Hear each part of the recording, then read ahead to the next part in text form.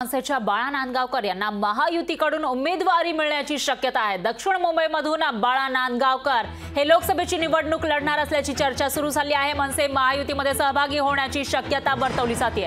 मनसे नेते बाळा नांदगावकर 2 दिवसात भूमिका स्पष्ट करणार असल्याची माहिती आहे। लोकशाही मराठीला सूत्रांनी ही माहिती दिलेली आहे। आताची सगळ्यात मोठी आणि महत्त्वाची बातमी म्हणावी लागेल मनसे आणि भाजपच्या नेत्यांमध्ये, त्याचबरोबर शिंदेंसोबत सुद्धा मनसेच्या ज्येष्ठ नेत्यांशी चर्चा झाल्याचा समोर आलेला होता आणि त्याच पार्श्वभूमीवर आता मनसेचे बाळा नांदगावकर हे महायुतीकडून उमेदवारी त्यांना मिळण्याची शक्यता वर्तवली जाते। दक्षिण मुंबईमधून बाळा नांदगावकर लोकसभेची निवडणूक लढणार असल्याची चर्चा सुरू झालेली आहे। तर मनसे महायुतीमध्ये सहभागी होणार अशी जोरदार चर्चा सध्या सुरू आहे। मनसे नेते बाळा नांदगावकर हे 2च दिवसात या विषयाची भूमिका स्पष्ट करणार असल्याची माहिती समोर येते आणि तसं झालं तर दक्षिण मुंबईमधून ठाकरेंच्या शिवसेनेच्या उमेदवाराच्या विरोधामध्ये आता राज ठाकरे यांच्या मनसेचा उमेदवार आपल्याला रिंगणात दिसू शकतो। त्यामुळे ही जी निवडणूक आहे ती चुरशीची होण्याची शक्यता आहे। त्यामुळे आता बाळा नांदगावकरांची भूमिका नेमकी काय आहे असा सवाल या ठिकाणी उपस्थित होतो आणि 2च दिवसात ते याविषयी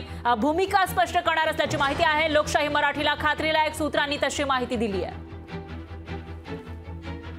आताची सगळ्यात मोठी आणि महत्त्वाची बातमी म्हणावी लागेल मनसे अध्यक्ष राज ठाकरे यांच्या भेटीगाठी सुरू आहेत भाजपच्या नेत्यांसोबत।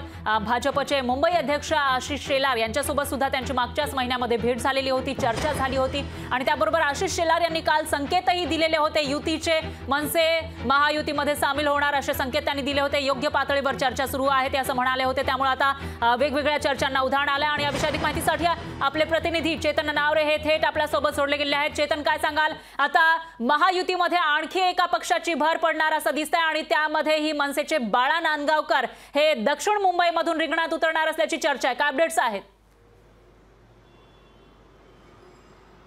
निश्चितच बाळा नांदगावकर हे दक्षिण मुंबईतून याआधीही आपण पाहिलं होतं की 2 वेळा ज्या लोकसभा निवडणुका झाल्या त्यामध्ये एक निवडणूक त्यांनी लढलेली होती, मात्र त्यांना दारुण पराभव पत्करावा लागला होता। दुसऱ्या निवडणुकीत मात्र मनसेने न लढण्याचा निर्णय घेतलेला होता। त्यानंतर आत्ता सध्या जी दक्षिण मुंबईची जागा शिवसेनेकडे आहे त्या ठिकाणी भाजपचे राहुल नार्वेकर जे सध्या विधानसभा अध्यक्ष आहेत ते मैदानात उतरलेले आहेत। दुसरीकडे यशवंत जाधवही शिवसेनेकडून एकंदरीत तयारी करताना पाहायला मिळते। त्यामुळे अरविंद सावंत यांच्या विरोधात नेमका कोण उमेदवार लढणार या संदर्भात चर्चा सुरू असताना मनसेकडून बाळा नांदगावकर यांच्या नावाची चर्चा सुरू झालेली आहे आणि महायुतीसोबत जर मनसे एकत्रितपणे आला तर कुठेतरी अरविंद सावंत यांचा पराभव करणं सोपं होऊ शकतं अशी चर्चा राजकीय वर्तुळात रंगलेली आहे। दरम्यान राज ठाकरेंनी मात्र यापूर्वीही आपण कुठल्याही पक्षासोबत युती करण्याचं स्पष्ट केलं होतं, मात्र लोकसभा निवडणूक लढायची की नाही या संदर्भात सुद्धा आपली भूमिका स्पष्ट केलेली नाहीये। दुसरीकडे उदय सामंत यांनी काही दिवसांपूर्वीच मनसे नेत्यांची भेट घेतलेली होती, त्यामुळे आता नांदगावकर महायुतीसोबत अगदी बरोबर आहे चेतन। एकूणच काय तर 2014ला आपण यापुढे लोकसभेची निवडणूक लढणार नाही अशी भूमिका राज ठाकरेंनी जाहीर केलेली होती। त्यामुळे आता त्यांची ती भूमिका बदलणार का आणि बाळा नांदगावकर हे लोकसभेच्या निवडणुकीच्या रिंगणामध्ये दिसणार का असा सवाल या ठिकाणी उपस्थित होतोय। त्यामुळे या विषयाची अपडेट आपण तुमच्याकडून घेत राहूया। दरम्यान धन्यवाद तुम्ही दिलेल्या या सविस्तर माहितीसाठी। लोकशाही मराठी ऐका, पहा, जागरूक रहा।